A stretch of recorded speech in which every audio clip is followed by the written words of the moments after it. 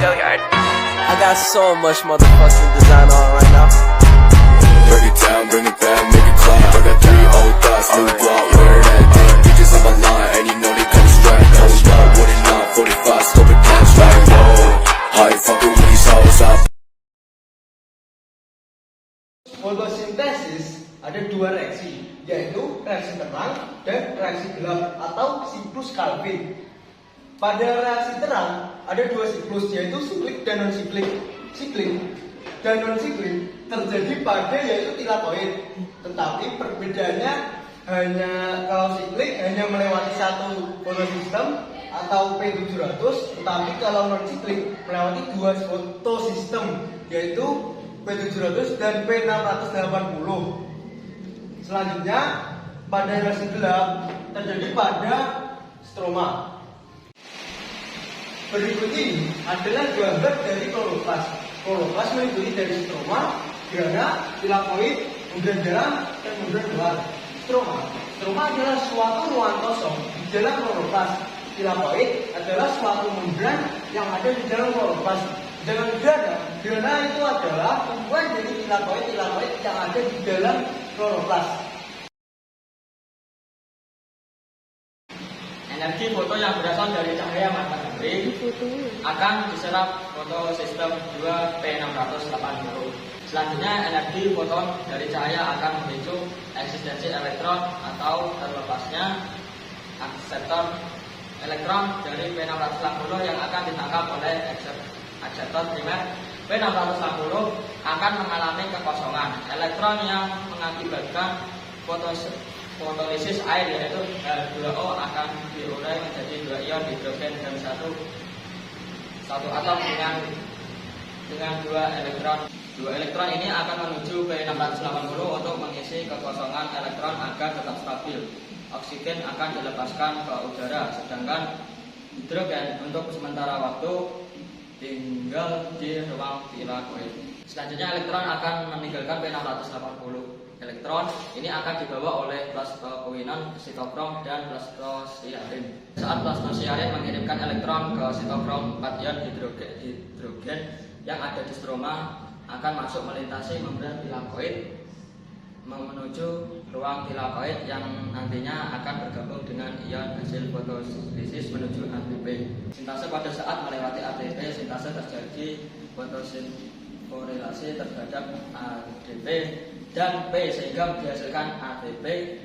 Ketika fotosistem 1 terkena cahaya, elektron yang ada di P700 ini juga akan tereksitasi menuju akseptor primer sehingga keadaan fotosistem 1 tidak stabil atau kebalikannya, maka harus diisi kembali oleh elektron yang berasal dari P680.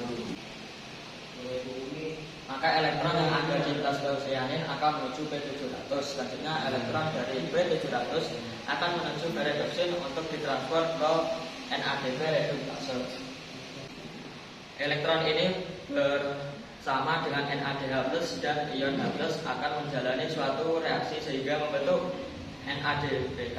Dengan demikian, jalur non-aklik ini menghasilkan ATP dan NADPH. Keduanya akan digunakan dalam tahapan reaksi gelap.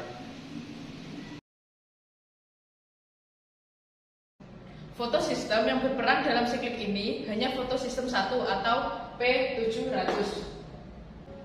Proses ini diawali oleh energi foton dari cahaya matahari ditangkap oleh P700 dan mengakibatkan eksitasi elektron. Elektron yang tereksitasi kemudian akan ditangkap oleh akseptor primer yang nantinya akan dikembalikan lagi ke P700 melalui ferredoksin, sitofrom, dan plastosianin. Pada transfer elektron terbentuk ATP yang berasal dari ADP dan P. Karena elektron kembali ke P700, maka tidak terjadi fotolisis air, sehingga pada siklik ini tidak dihasilkan oksigen dan NADPH seperti pada non-siklik. Sistem ini bersifat siklik atau berputar, artinya elektron dikeluarkan oleh fotosistem 1 akan balik lagi ke fotosistem 1. Hasil dari proses siklik ini adalah energi yang berupa ATP. Reaksi gelap atau biasa disebut dengan siklus Calvin adalah proses masuknya CO2 yang menghasilkan output berupa gula dengan bantuan ATP dan NADPH yang terjadi di stroma. Reaksi gelap terbagi menjadi 3 tahap. Tahap yang pertama yaitu tahap fiksasi, yang dimana 3 CO2 berikatan dengan 3 senyawa berkarbon yaitu RUBP atau disebut dengan ribulosa bifosfat dengan bantuan enzim Rubisco. Hasil dari tahap ini adalah 6 carbon intermediate yang berjumlah 3. Senyawa ini tidak berlangsung lama karena kondisinya yang tidak stabil. Kemudian senyawa si karbon intermediate dipecah menjadi 3 fosfogliserat menjadi 6 senyawa. Kemudian tahap yang kedua yaitu tahap reduksi, di mana setiap 3 fosfogliserat akan mendapat tambahan fosfat dari ATP membentuk 1,3 bifosfogliserat dengan bantuan 6 ATP. Selanjutnya, 1,3 bifosfogliserat akan mengalami reduksi oleh NADPH sehingga menghasilkan 6 gliseraldehyde 3 fosfat atau bisa disebut dengan G3P. Saat proses ini dibutuhkan 6 NADPH sehingga menghasilkan 6 NADP+. Pada proses tersebut fosfat akan terlepas sehingga dapatlah G3P. Jadi setiap molekul CO2 yang menjalankan siklus ini akan terbentuk 6 senyawa G3P. Namun, hanya 1 molekul G3P yang dihitung sebagai hasil produk bersihnya, sedangkan 5 sisanya digunakan untuk menyelesaikan siklus ini. Selanjutnya, tahap yang terakhir yaitu tahap regenerasi, di mana 5 G3P akan dikonversi menjadi 3 ribulosa bifosfat atau RUBP kembali melalui sebuah reaksi yang melibatkan fosforilasi 3 ATP sehingga 3 ATP menghasilkan 3 ADP. Jadi siklus Kelvin membutuhkan 9 ATP dan 6 NADPH.